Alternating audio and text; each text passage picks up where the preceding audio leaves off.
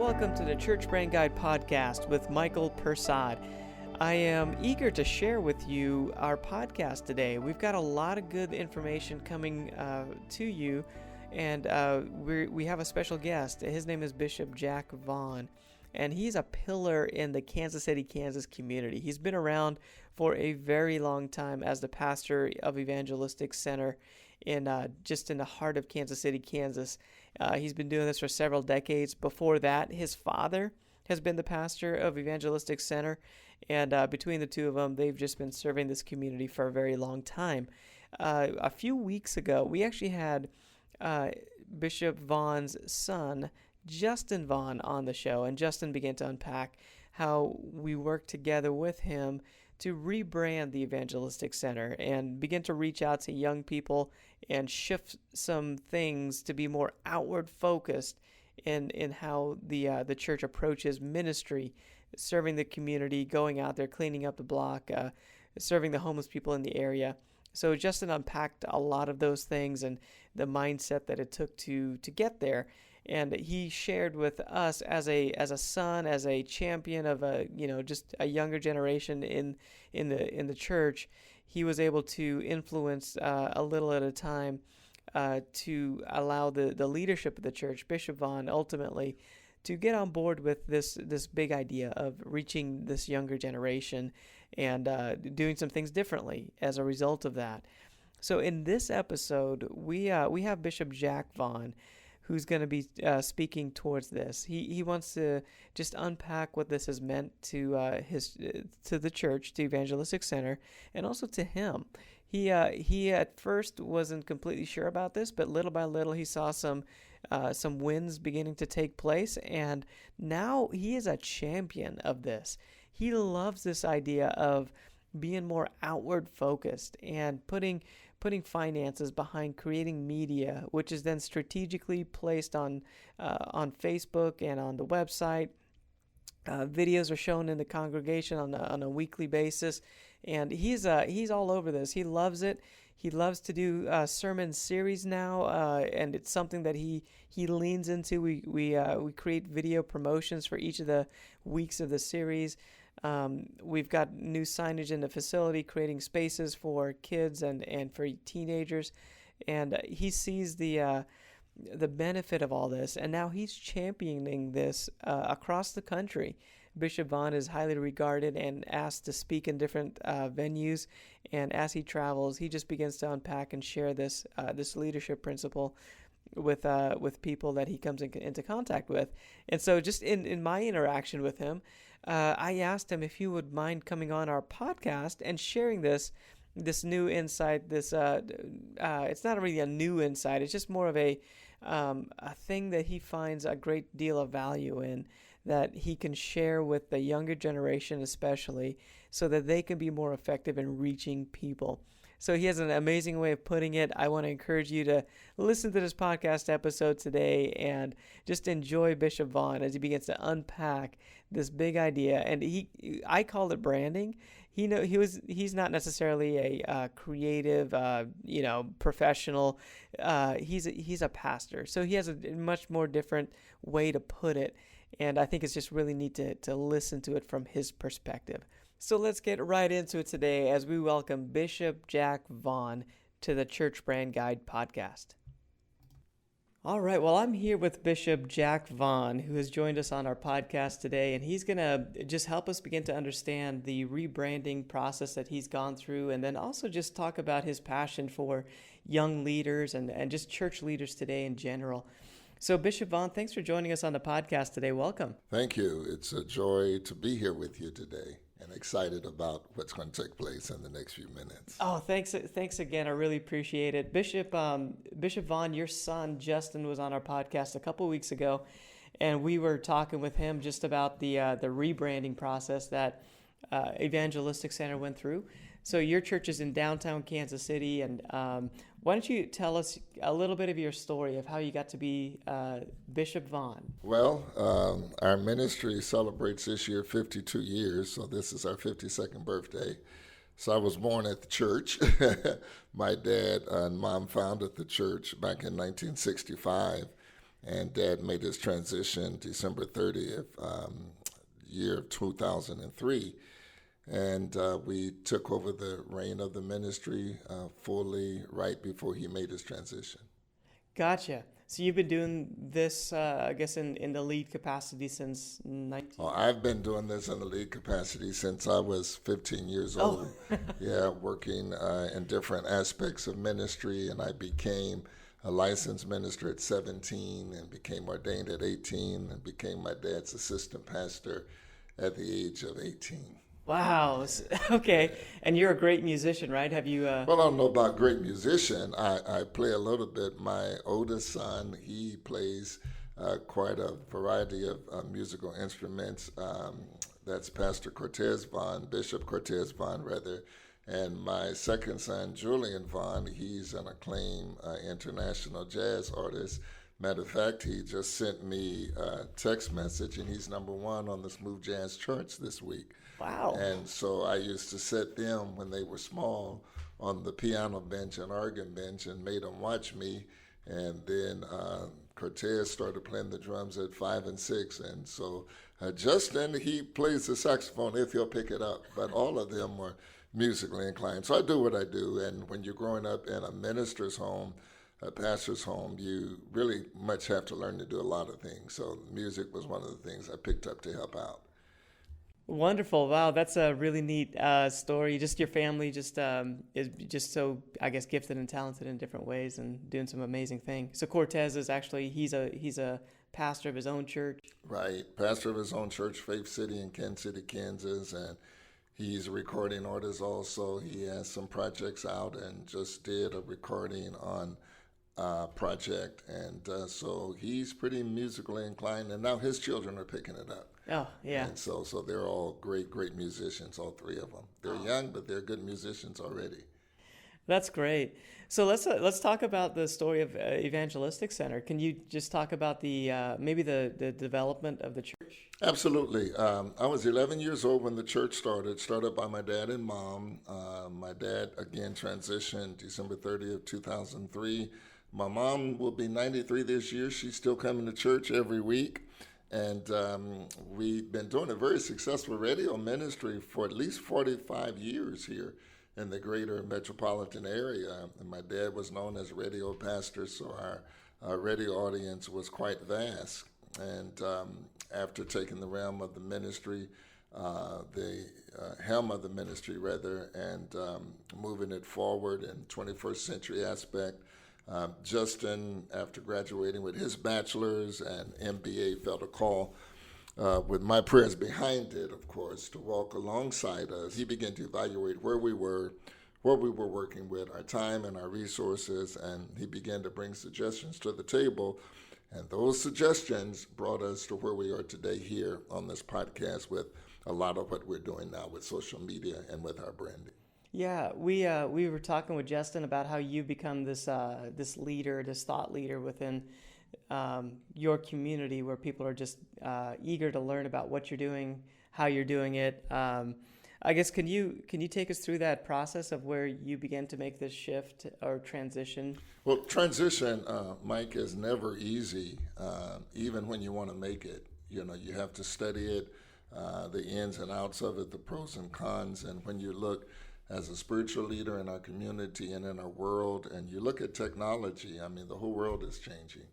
By the time you get used to one technical aspect, then something else has changed while you're getting used to that. And when you look at the world changing, I'm a strong believer of principles always remaining the same, but methods change all the time.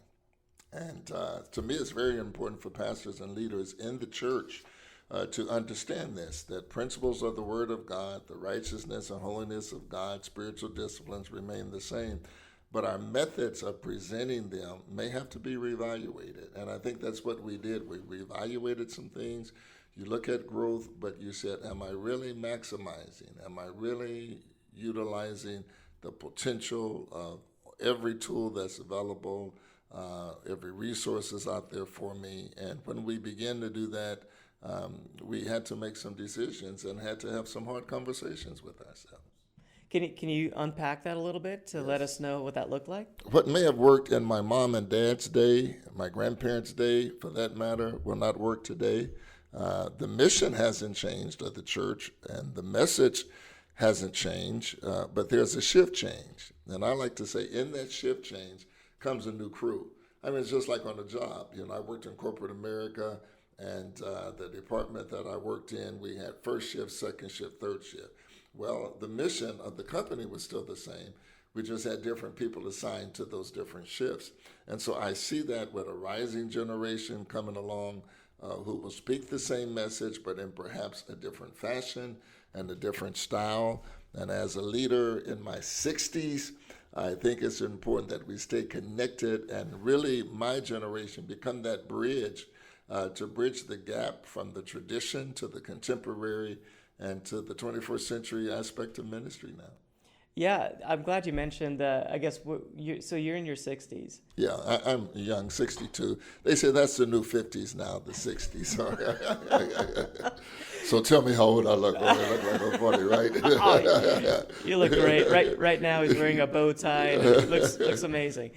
But I guess you're in your 60s, but you really are doing, you're on Facebook, you've got live streaming, you've got a bunch of these, you're getting ready to do a podcast. We'll unpack later on kind of your vision moving forward, but what you want to do to be this thought leader. So I admire that. Like we go out on video shoots and, right. You're walking stairs with us and you're in a garbage dump talking about, unpacking your garbage and very active with media and video. What's the mentality that you have as it concerns the new media? Okay, well, I mentioned earlier shift change with a new crew, a rising generation who will speak the same message, but a different fashion, different style. One of the thoughts that comes to mind is the song Amazing Grace.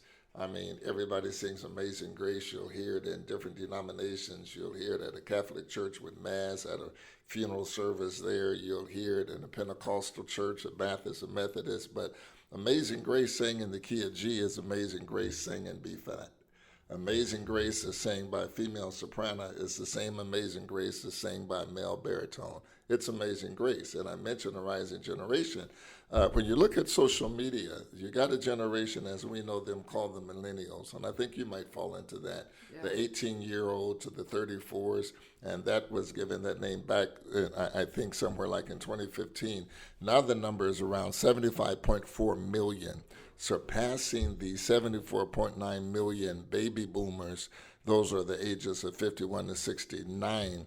Then you got Generation X, ages 35 to 50, is projected to pass the boomers in the population by 2028. So the millennial generation continues to grow even as the young immigrants expand its ranks in our country. But my son, as well as your generation, represent that shift change. They represent that new crew. And if we're going to keep them, we're going to keep them in our churches. If we're going to reach them in our churches, ministry must be attractive and identifiable with them.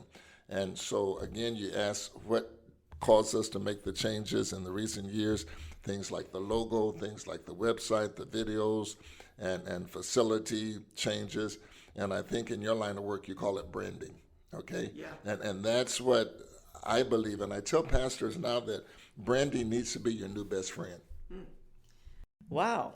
Well, I appreciate it that you are reaching out to my generation, that you're reaching out to not only me, but to help my family, my kids, just kind of thinking about that as a thought leader. You've been around for a long time and you're saying that, hey, I want to shift and begin to reach this generation. Absolutely.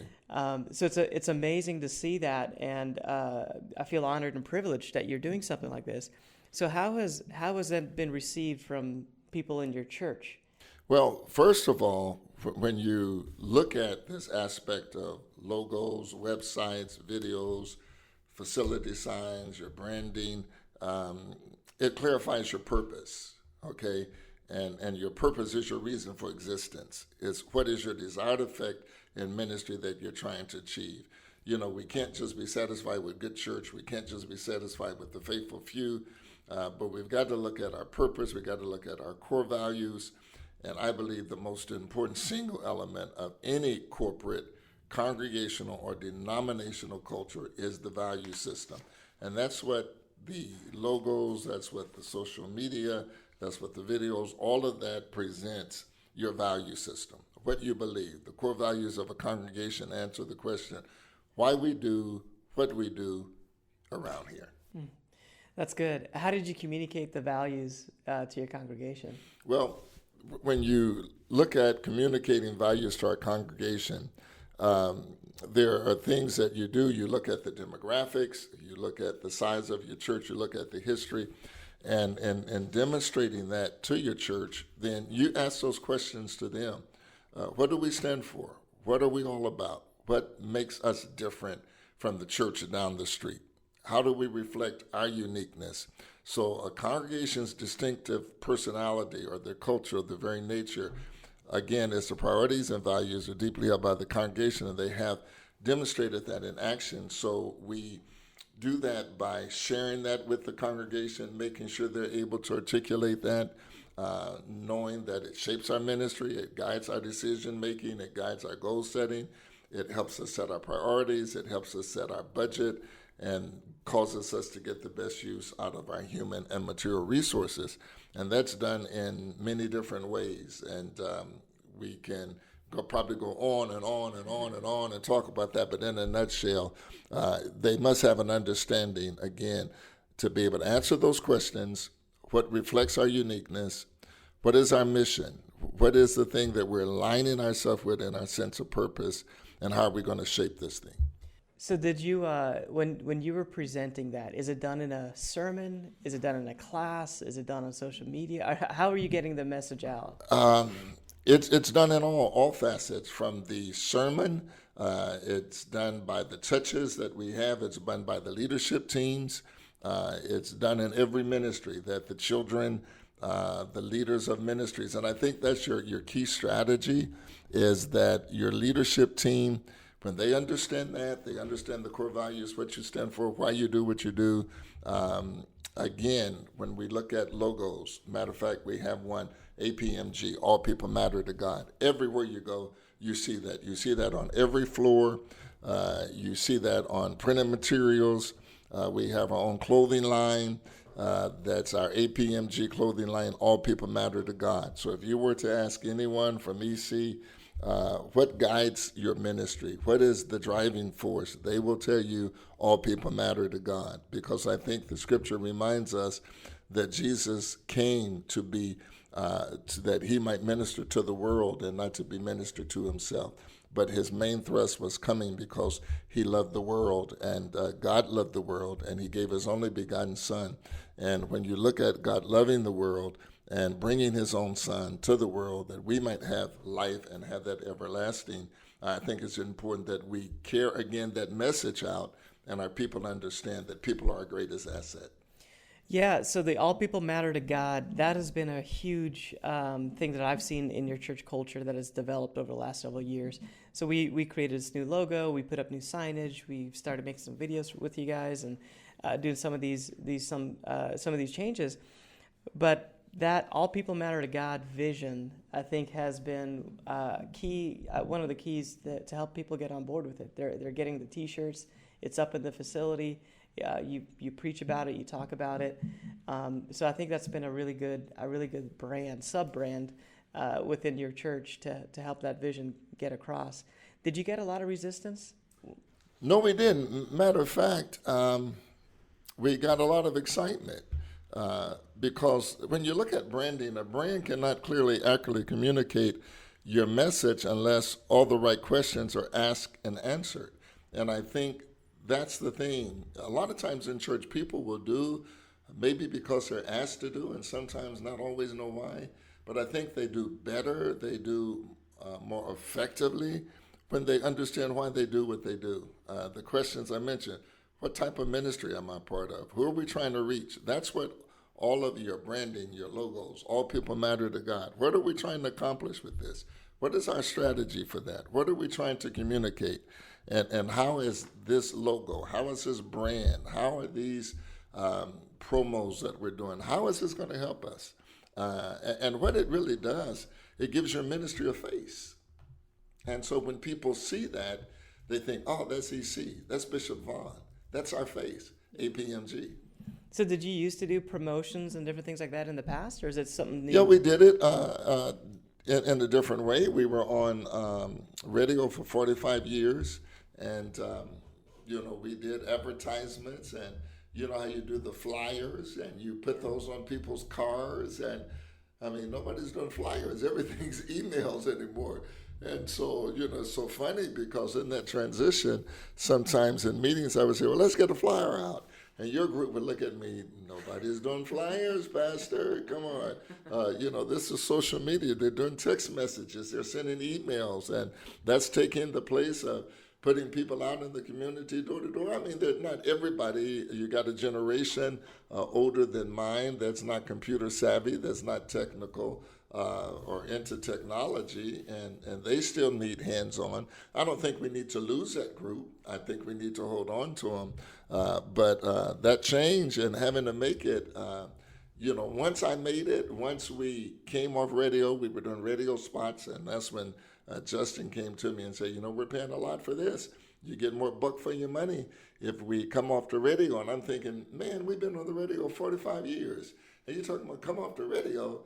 Come on, I got to pray about that, And so I said, well, let's give it a try. And man, when we gave it a try and start live streaming, and they began to tell me who we were reaching and how we were reaching, and we went to online giving, and the first online giving we had, I said, man, we should have did this 10 years ago, And then I get calls from out of the country in Japan and Germany, where they're watching us, on Sundays. And my niece is a major in the military. She was in Japan, so she had a group that would watch us like it would be morning here, but it's night in Japan.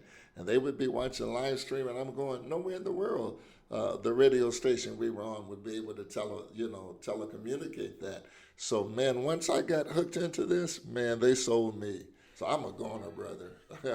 I'm a goner on this. We sat down with Justin a while back, and he was talking about, hey, we need to redo our website. And then we began to unpack what does a new brand look like for you guys. So little by little, as we were working with Justin, and he really spearheaded a lot of this stuff, a lot of the conversations. And then he was talking in his podcast how he was careful to let you know about the results that you were beginning to see. Right. As a consequence of making some of these changes. And it's amazing how you got on board with that and were able to allow them to do more, a little bit more. So it's kind of a snowball effect. That's kind of what I've seen, how it unfolded in your church. It was a snowball effect. Absolutely. And in that snowball effect, first impressions, and that is very key. You look at in the corporate world, you look at in the service community, that first impression, by looking at a person's face, people get an impression of your ministry when they first see your brand, when they first see your logo. It represents, to me, the most enduring impression that a viewer takes with him after making contact. And a lot of times when they come to our ministry for the first time, as we do every Sunday, first-time visitors, they go to our visitor center, and they come in and they see the brand everywhere, from the coffee cups to the coasters to the napkins to the gift bags that they get. Everything speaks EC. Yeah. And they go like, wow, yeah. I'm walking away with a memory, the first impression. Can you talk specifically about some of the things that you have maybe seen made the biggest impact, some of the changes? We did some facility things. We created a room for visitors. We did a live streaming. You've mentioned Facebook, but is there anything in particular that stands out to you that has had a great impact? Absolutely. One of the things that has had is communication, because I think that's the big word, communication. The signage that we have inside the church. No one should have to come to your church and wonder where anything is. They should be able to walk in your hallways, come up on your grounds. Matter of fact, I remember I was upstairs a few years ago in my office, and my window was open. I have two offices, a study and an office where I really work at. And so the window was open, and we were having a funeral that Saturday. So I heard a little lady looked out the window, a little older lady. She had to be in her 70s. And she said, "This is a big church." and they need some signs out here to tell you which door you go in. She said, which one of these doors? She's asking somebody. So they said, ma'am, you can go in this door here. And I thought about that. I said, yeah, she's right. Because if you're coming up on the grounds for the first time, you got 6 or 7 doors to go in. People are wondering, where's the front entrance? Where's the door? I mean, I would do that if I'm going to a facility for the first time. So I could see that communication is a big thing. When you come in, it tells you where the restrooms are, where the classrooms are, where the sanctuary is, because you're familiar with it because you know your house, but somebody else coming in don't know. So it gives them a sense of comfort, gives them a sense of ease when they don't have to wonder, where am I? Where do I go? What do I do? So that signage inside, the logo many times represents something sometimes that a person needs to interpret, as opposed to someone trying to explain. They can look at it because it captures you. And I think that's the key thing in the communication. And then what you put out there visually captures the person, and it really tells them what makes you different from anybody else. Yeah, speak to the logo just for a minute. We went from your old logo, which had a cross, a dove, a Bible, very religious, had just a certain look to it, and now we have this E and C, and it looks very corporate. Can you speak towards what that means and how that begins to unpack? Well, first of all, in that, if you got the cross, you got the dove, you got a lot of messages coming into one little logo here. So a person can look at that, say, I understand the cross. Okay, what does that dove mean? I don't understand what that bird means. So by having a simple, clear, succinct logo allows a person to say, okay, I like the way that looks. That draws me in. Then as they're drawn in, it causes them to be able to inquire, and so it gets rid of any barriers that a person might have. And I think for ministry today, you have a lot of seekers out there. You have a lot of people, they don't know Genesis to Revelation. Some of them have never been inside a church. Some of them, matter of fact, in one of my religious classes, the professor asked how many had Bibles. A lot of people had never owned a Bible, but the Bible was part of the class, but they were curious. They were interested. What does this Bible mean? Who is Jesus? Who is God, for that matter?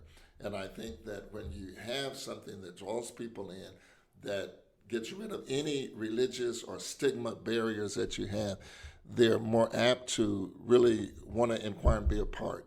And particularly if it is that first impression that captures them, it's like, yeah, let me see what this is all about. Well, we've talked about in the past how the logo is really the tip of the spear. And I think especially in your case that we're talking about today, everything that you do it follows the logo. So everything you just talked about, any T-shirt designs that we have, it's not very religious. It's really meant to appeal to the community, and then they can be attracted by that and come in and hear the message. So we want to attract them first, and then bring them in so that they can hear the message that you have. Can you talk about your audience? Do you have a specific description when you think about the people that you are trying to reach? Well, all people matter to God. So it's not like I often tell our church, we're not a black church, we're the church. So we're not trying to reach just a particular culture. All people matter to God. Matter of fact, if you come to our church, we have a multicultural, multiracial, international congregation. We have families that don't speak English very well, but they love the church. They participate. They're learning their English. I'm trying to learn their language. And it's just an exciting time of learning. We have interracial marriages at our church. And they say to me all the time, these families say, the great thing about being a part of a ministry like this is that everybody feels like family. So it's not like somebody looks at you strange and say, what are you doing here? You're not part of us. No, you matter to God. So that's a mentality of our membership, of our people. When you come in, we have the 5 handoffs. So when you hit the parking lot, you're greeted with radical hospitality, and they have been trained to look for new faces Are you new here? Your first time here? We're delighted to have you. Man, you know what that does to somebody? Smile. I've gone to churches, and when I'm out of town, sometimes I like to go just see what I can pick up, what I can learn. I remember going to one church, and I sat in the back. This was one of their Sunday evening services, and no one spoke to me. No one came by and said anything to me, and they had a guest speaker from a particular state from the East Coast, and the speaker got up and said, if I'm not mistaken, and I'm on the East Coast, so I think that's Pastor Vaughn from Kansas City back there. Somebody needs to go get him. And so all these people are rushing to me, and come and say, oh, yes, come on. I said, no, I'm okay back here. But my point on that, and I share with our leadership team and I share with our people, why would it matter who I was? Why would I have to be Pastor Vaughn for Kansas City to now get somebody to speak to me and receive hospitality? I felt the minute I walked in, someone 2 or 3, 4, 5 should have come and said, how are you? Your first time here? Tell us who you are. Who do you know here? Someone invites you. How'd you hear about us? And that's what we do at EC. And I think that's what allows us to be able to touch the different ethnic groups and cultures that we're able to reach is because of our love. Did not Jesus say, by this all men will know that you're my disciples? By the love that you have. Love attracts. Yeah. Love attracts. Oh, that's good. That's a magnet. You got another T-shirt right there. Yes, sir. I got to write that down. Justin, love attracts. And my dad started that 52 years ago. His branding for our ministry was love makes a difference. It wasn't in a logo, but everybody knew that. Yeah. They said love makes a difference. As a matter of fact, I was just going through some archives last night, and it's online. I said, let me Google my dad's name, and his tombstone came up. Beautiful grass, and on the tombstone, it has love makes a difference. Wow. Yeah, so that was been 52 years ago, and we're still carrying that. Love does make the difference. Oh, that's great. Yeah, we just changed, interpreted, or extended the interpretation. All people matter to God. Yeah. I think just to add to your conversation there, you are very attractive to a large group of people. One of the things that Justin and I have worked out is to reach a younger generation. And you talked about that too. It's like a lot of what has happened is just shifting. So in the different ways that we promote the church and different things that you're doing, it's in different channels or lanes where the younger generation, this millennial generation, will get hold of it. And we found that the healthiest churches are the churches that are being intentional to reach out to that generation. And as a result of that, everyone else is very attracted to that. It's got an energy and a buzz and excitement Absolutely. That's taking place. So what are a lot of times I come across churches where there's an older congregation there and they're providing the support for the ministry. Do you have a way or a tip or something that you can say that helps maybe a church leader that's out there understand how to get those people on board with the vision that to reach younger people? One of the things, Mike, I think is very key, and that's keeping a pulse on the congregation. Yeah. Every member should be engaged in participation of some kind when it comes to carrying out the mission of the church. And I think when you look at the younger generation coming along, and most churches begin to plateau at about 40 years if they've not prepared the next generation to take on the leadership, or if they have not been conducive to making a shift or to change. And you heard me mention earlier millennials, and first of all, Justin brings to the table that perspective and that viewpoint from his generation. And I think that generation has to be represented in leadership. When that generation comes, whether they're visiting with older family members or they've grown up, gone off to college, they come back, relocating to your community, or they're looking for church, they need to know that they have a voice. They need to know that their generation is represented in some form in ministry, and that attracts them. I once heard a statement that your generation is probably not the solution for the next generation. Like you're probably not going to have the ideas that are going to reach the next generation. You've got to reach down in a way to somebody that's in that culture to help get that messaging across, the right messaging to reach that culture. So what would you say to to young pastors or even older pastors out there that are saying, that are trying to reach new people? Like, what's the key to reaching new people in that next generation, or even just in your church culture? Like, you guys are reaching people in different ways. You're going out there and you're doing community service events. You're cleaning up the block. You're out there serving the homeless. You're very active as a church. Is that the method? Is that the big idea in order to reach new people, to get this visibility out there? I think that's part of it. Contrary to what some want to believe about this generation, and what I've seen, there's a craving in them for meaning and for depth, and they want freedom to what feeds them. They aren't pinned down to traditional jobs like our parents' generation was pinned down for retirement. This generation now will work jobs, and when the next opportunity comes along, wherever they can go to advance themselves, make themselves better, then they're going to do that. They aren't pinned down to traditional churches where grandparents bought the stained glass and the family name is on a faded gold plate on the side of a pew, where they bought the pew 50 years ago. And part of that, they're looking for faith communities that fulfill them and do not simply just check off of a box of their to-do list or what they want. A denominational label now for this generation has little to do with where they will place their allegiance. They want to find a church home that is doing things like you mentioned, that has substance, has truth, rather than rules and dogma. I mean, that's just out of the window right now for this next generation. For them, it's not so much about believing the right things as doing the right things, like serving the neighborhood, being kind instead of passing judgment, and taking a Bible and beating somebody across the head with it. They want to be a part of a ministry, of a community that places of acceptance and love, has hospitality for the downcast, that in other words, an extended hand from inside the walls of the church, extended feet from inside the walls of the church, to say to a community and to the community issues and the community ills, we're a church that care, and I want to be a part of that group that's about that mission.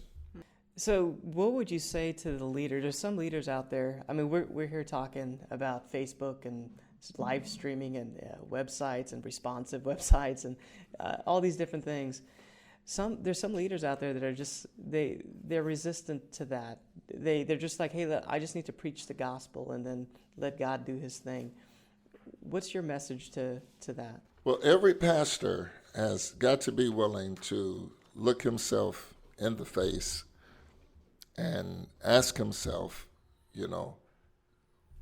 am I doing really what I've been called to do? If you're a pastor, you're going to have to look at yourself in the mirror and say, am I passionate about my call? Am I passionate? Can anybody tell that I'm passionate? Because congregations tend to mirror their leaders, and what they do, what they see in them. They need to be able to tell that every decision you make as a leader has its foundation in the Word of God. And over the years, what have you decided even to delegate to others? And I think that's very important, because prevailing pastors, from the biggest to the smallest, are all personally involved and need to be involved in first steps. And that clearly conveys that to a believer for Christian growth, what that looks like. Is it tangible? Is it real? How do you relate, first of all, to the community in which you find yourself? Because I think a church is no more effective than it is in the community that it finds itself in. We can't just have drive-by churches where people, because they're part of our church, because they have relatives there, they're part of our church because that's where they grew up, but now they don't live in the community, they're out. We need to be able to have that connection and that bond with the community and the people around our churches, because that's the thing I believe that's going to bring revival, that's going to bring an awakening, is getting out of the four walls of the church. That's really good. We one of the things we do is we videotape some of the things. We capture on video some of the things you guys do in the community, and we post it on Facebook, or we post it on the website, and we promote it. And, in Scripture, Jesus talks about letting your light shine so that people can be drawn to God. And in a lot of ways, we want to do that. We want to show that your church, Evangelistic Center, Bishop Vaughn, is in the community, serving the community. And by having a video crew come out, so to speak, or a photographer come out and shoot photos and create this media and then promote it and put it out there to say, hey, look, we're here serving, we're here for you. I think there's something to that, like you were saying, just saying, hey, we're part of this community. Right, and we had a outreach, and I think you guys were there filming and taping in the Boston Daniel Park, right, what's considered as the inner city. It was so funny because as one of your guys was taping and was taking pictures, one of the guys that came up, we were giving out blankets to the homeless and giving out hot soup. It was kind of cold that day, but we were out there ministering. And so one of the guys yelled at your camera guy, said, don't put that camera on me, I might go to jail. But those are the kind of people that you have. He said, oh, don't put that camera on me, they see my face, I might go to jail. And I said, yeah, warrants out, come on, is that what you think? But those are the kind of people that's out there, and those are the kind of people that we want to reach. Every pastor needs a why that makes them cry. Every pastor, you don't need a ton of proof to know more and more that churches are struggling to survive. I see that pastors are crying out all the time. Matter of fact, we have something in the making now to create a podcast ministering pastor to pastor. And there are a lot of books, a lot of seminars, a lot of workshops given on how to go about reviving the church. But I tell you what, there's not a cookie cutter. There's not foolproof and effective strategy in reviving the church. Having said that, it doesn't mean that it is impossible, but there are many examples of pastors out there struggling churches successfully. They've been revived, increased the health of the church, expanded their ministry. But in some denominations, pastors come and go, but it's the congregants, it's the parishioners and members that make up the identity, make up the flavor, and ultimately affect the future direction of a congregation. You can be a pastor with great vision, but without people, the vision will perish. You need those people, and those people need to be connected, and they need to know who they are as a congregation. Rick Warren once said, you will attract who you are, not who you want. How has your team changed? Like you talked about that, maybe during the shift. Has it gotten younger? Have you gotten, what does it look like, the people you have around? I think we have a mixture, and I think the danger in ministry now, particularly young pastors and new churches that are starting. And I just want to caution them that it's okay to be innovative. It's okay to have new ideas, but everything has to have a foundation. Okay, we just can't throw away the tradition and act like that the past did not give us anything. The past gave you a foundation. We're here in this beautiful building right now, and it looks wonderful, interior, contemporary furniture here in this conference room. But I tell you what, if this foundation of this building goes bad, nobody wants to be in here because it's a risk. You understand what I'm saying? Yeah. And it can be a house that can have beautiful carpet. It can just have the greatest architectural design. But if that foundation's bad, nobody's going to buy that house. And a person that understands the importance of foundation will look at a building, will look at a house, and the first question they will ask, how's the foundation? Is there any infrastructure problems? That's the stuff you can't see. We can get all of the entertaining, all of the glamour. We can do all of the commercials and all the promos, but if we have a ministry that doesn't have a foundation, I'm going to show you a house that's going to be pretty shaky. You got to have the foundation. And you can't just advertise a product or be a business and advertise, have wonderful logos and have wonderful mottos, and when people come, the service is not good, and people don't even understand where they come from or the history of the house or the history of the business. Oh, that's good. So before you start promoting some stuff, make sure you got something worth promoting. Yeah, because you're going to have storms. Any ministry is going to have them. Any pastor is going to have their Elijah moments. You'll have your God moments where you just know God is with you and you're going to take this world for Jesus Christ. And then you're going to have those moments where you feel the world has you by the seat of the pants. And you're going to be asking God, where are you now? You're discouraged, you're fatigued, you're emotionally exhausted. You're dealing with people. You're dealing with personalities. You're dealing with issues. Jesus, he himself, had to take a trip and go get a break from the multitude. He's sleeping on the ship. Storm comes up. They wondering, how can you sleep in the storm? You don't know who I am. And so when I see a lot of pastors, young pastors, they call me and I'm having this issue, I'm having this problem, and they wonder why I'm so calm. I've been there, been through the storm. I've weathered it. I know what that pattern looks like. Yeah. And I know you'll be all right too. If you have a foundation, if you're on solid rock. That's good. Is there any other message that you want to give to a young pastor or a leader that's out there to encourage them or to help them think about something differently? Yes. I want to say to young pastors that are out there, visitors can tell if a church is not being authentic to who they really are. And one of the key things to leadership is picking the right leadership team, because no pastor can do it all by himself. Knowing who you are as a church and what the current needs of the congregation are is vital to searching and choosing the right leadership team, because a good leader needs a good follower. Good. And I think you're going around right now, like your next steps. You're talking to a bunch of different churches. You're getting ready to start this podcast. I guess, can you just unpack what's your vision moving forward? My vision moving forward, Brother Mike, is preparing for the future. Every structure should creatively facilitate and reiterate outreach. And effective outreach and evangelism doesn't happen unless the structure of the church supports outreach efforts.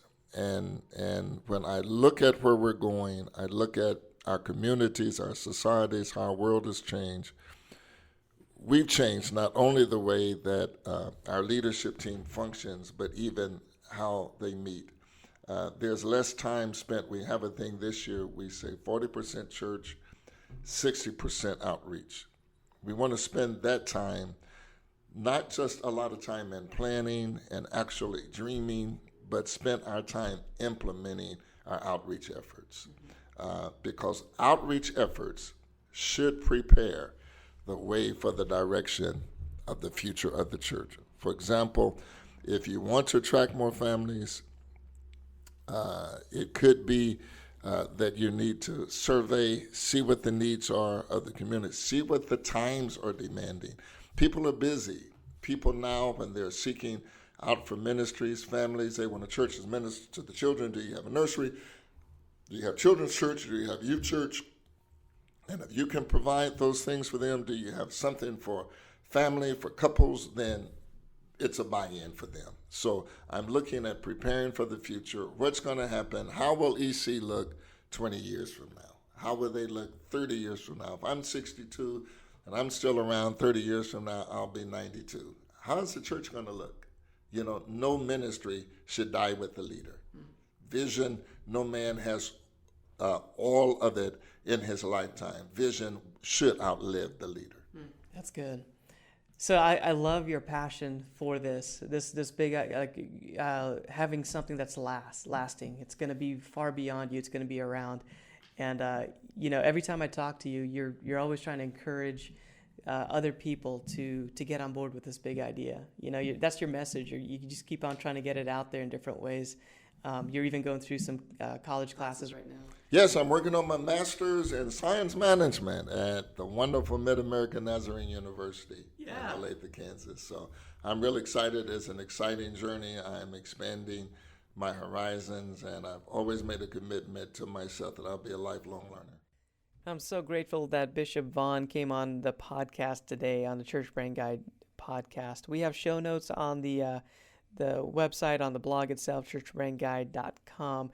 But I'm always thrilled to talk with Bishop Vaughn. He's such a great person. It's just a great friendship that has developed over the years.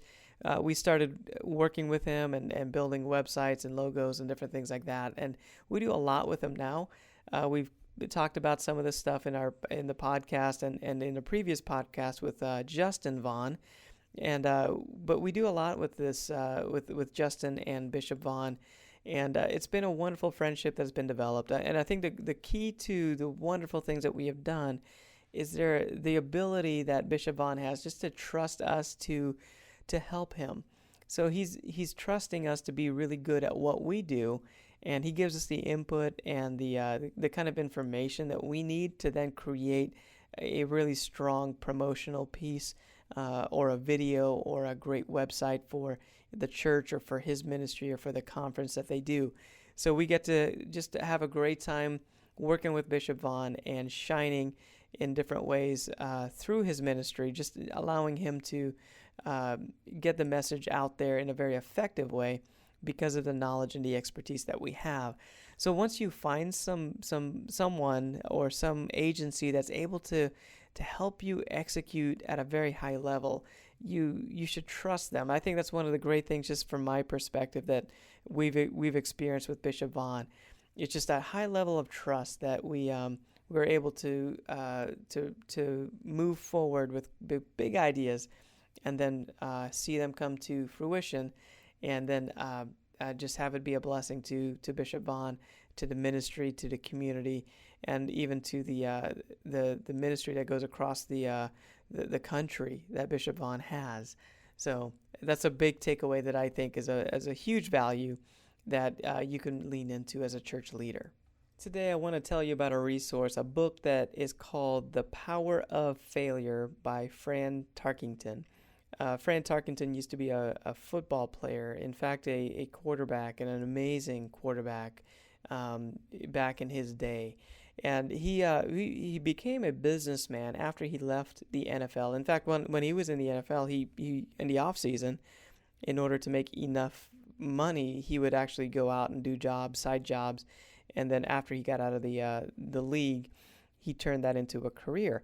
And the book itself just unpacks this idea of being bold with ideas and going after things, trying things, and then not being afraid to fail, because every time you fail, you learn, and then you can do it better.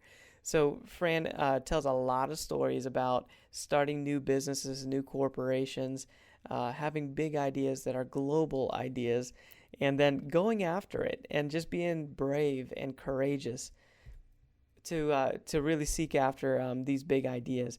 So it's a fun read. The book is a great read, but it's also very inspirational, just to encourage the big thinking that I truly believe God has put inside of each of us. You know, a lot of times we see something that's terrible happening in the world, and sometimes we come to the thought of, man, why would God allow this to happen? Why doesn't he do something about it? And I believe God's looking back at us saying, I created you. Now do something about it.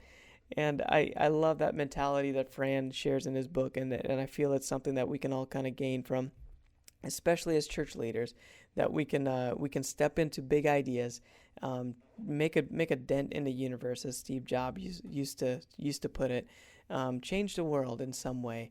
So great book. Again, it's called The Power of Failure, and I think it's a big idea that, you know, a lot of people just have to get past that failure is not a bad thing. It's actually something to be embraced, and it's a good thing. And Walt Disney, he has a quote that I just remembered reading a while back. It says that everyone should have a good failure early on.